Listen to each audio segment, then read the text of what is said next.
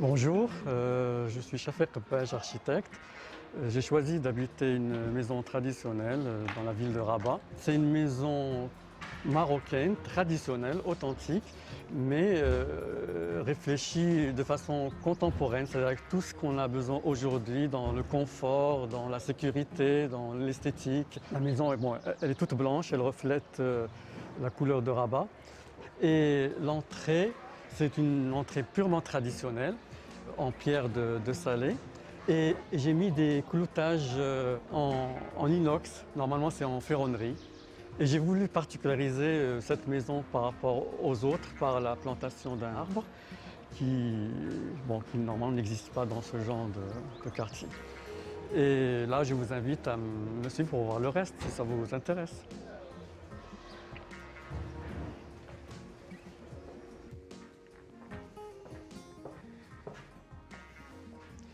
Donc là, nous sommes dans le patio. Donc, comme dans toute maison traditionnelle marocaine, il y a un patio autour duquel la vie se fait. J'ai voulu rentrer un côté contemporain dans la maison en changeant le sol, qui était du gillige, mais qui était en très mauvais état. Et j'ai utilisé des matériaux qu'on n'utilisait pas à l'époque, donc du granit noir. Ces arcades étaient peintes en vert et je pensais que c'était du plâtre. Et donc je les ai fait décaper et moi c'est avéré qu'elles sont en pierre de Salé, comme dans toutes les maisons de Rabat et de Salé. Et j'ai recréé ces arcades-là, de part et d'autre, à l'identique de celles-là qui existaient. Autre élément architectural décoratif que j'ai utilisé dans ce patio, c'est ce corbeau en bois qui est peint avec de la peinture naturelle à base de plantes. Et on voit vraiment, c'est des couleurs très très belles, très calmes, du bleu, du vert, du beige. Alors qu'aujourd'hui, ils utilisent du rouge, de l'orange, tout ça, c'est pas très heureux. Autre chose que j'ai utilisé dans cette maison, c'est seulement deux couleurs, le blanc écru et le noir. Parce que comme j'ai beaucoup d'objets, j'ai essayé de rester neutre et pour pouvoir mettre en valeur les objets que j'avais. La plupart des objets que vous voyez, je les avais avant.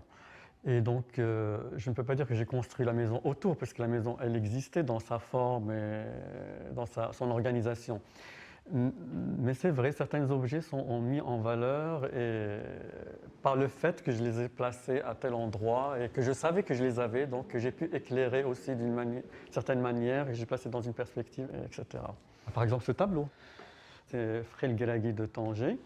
Donc il est spécialisé dans ce genre de peinture et souvent les gens ils sont très très surpris, surtout quand ils arrivent surtout en partant de la maison, ils le découvrent et souvent ils s'étonnent, ils pensent que c'est une vraie porte d'Aiglun qui est accrochée là-bas avec un cafetan en lambeaux accroché. Donc ils s'approchent pour vérifier et ils touchent pour voir si vraiment c'est du vrai ou du faux. Comme dans toute maison traditionnelle marocaine, autour d'un patio, il y a les salons. Ici, il y en a deux. Donc, déjà à ma droite, il y a le premier salon, c'est un salon traditionnel marocain. La couleur, j'ai voulu trancher par rapport à tout le reste de la maison. La confection du salon marocain a été faite comme une tenue traditionnelle marocaine.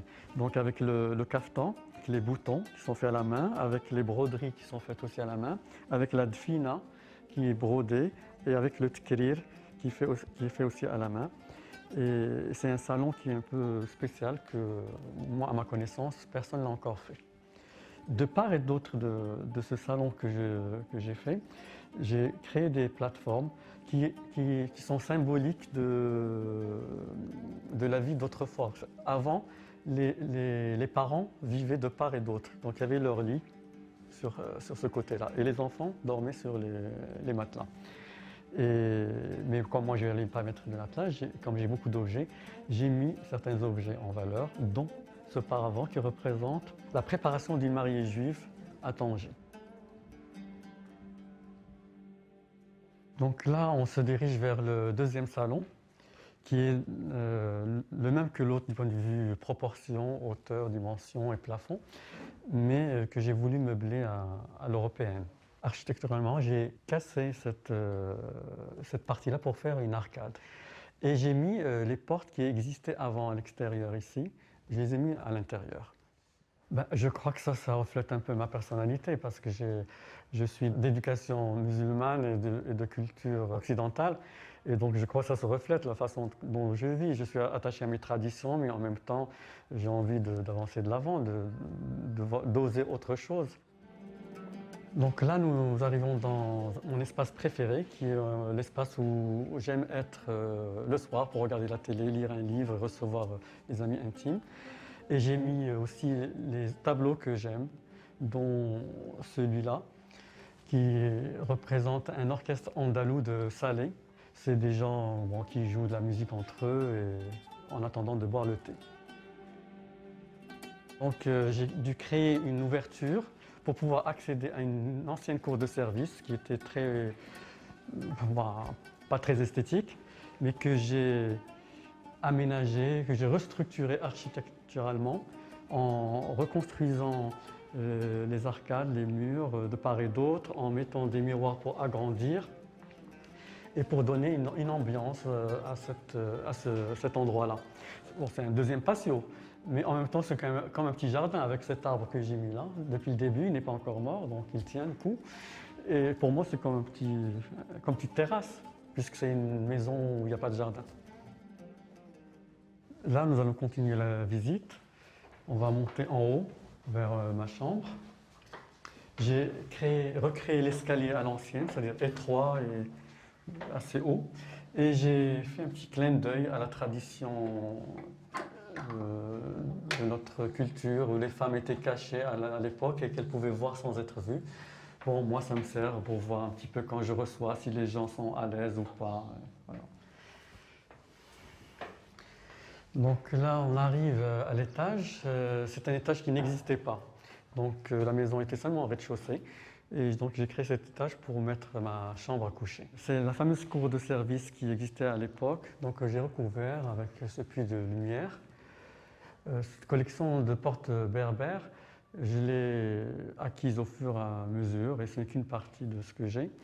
Ce qui est intéressant, c'est qu'il y a des sculptures géométriques. C'est pas floral, c'est pas comme dans l'architecture arabe, c'est très, très géométrique. C'est des petites portes, les gens devaient se baisser pour entrer dans leur domicile. Là, nous sommes dans ma chambre à coucher. C'est une chambre que je ne sais pas pourquoi, j'ai toujours rêvé en tunnel. Donc je l'ai réalisée avec de la brique de Marrakech et avec du tadlakt. Du tadlakt qui est excisé, donc on a une bande qui est naturelle, lisse, comme du stucco, et une bande qui est rêche. J'aime recevoir et je suis un peu théâtral dans ma façon de recevoir. Donc j'ai envie quand les gens arrivent déjà à la porte qu'ils ne s'imaginent pas ce qu'il y a derrière. Et donc après ils rentrent, ils découvrent le patio, ses salons, puis on monte à l'étage, puis on arrive à la terrasse jardin. En général, mes invités pensent que la maison est... Ça y est, la visite s'est arrêtée là. Mais bon, surprise, comme toujours, j'ai concocté pour eux une petite terrasse jardin suspendue qui tourne autour du patio, l'ouverture du patio. Et c'est un endroit extrêmement agréable pour, surtout en fin d'après-midi, pour les soirées, pour recevoir et même pour se reposer tout simplement. Après, de ce côté-là, nous avons un petit salon à la marocaine, peint à la main, sur toile, avec des motifs gillige, avec des couleurs intéressantes. Là, j'ai un objet intéressant que je n'ai jamais vu ailleurs, que j'ai acheté chez un antiquaire. C'est un porte-thé et gâteau.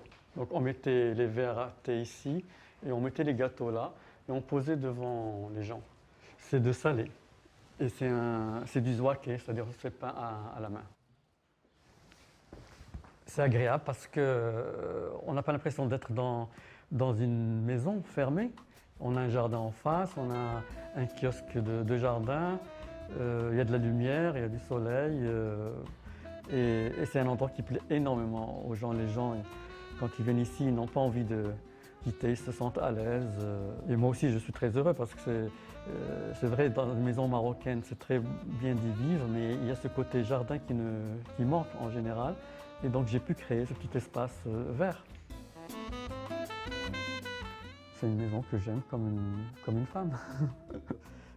Je crois qu'elle reflète ma personnalité et elle fait partie de moi, c'est sûr.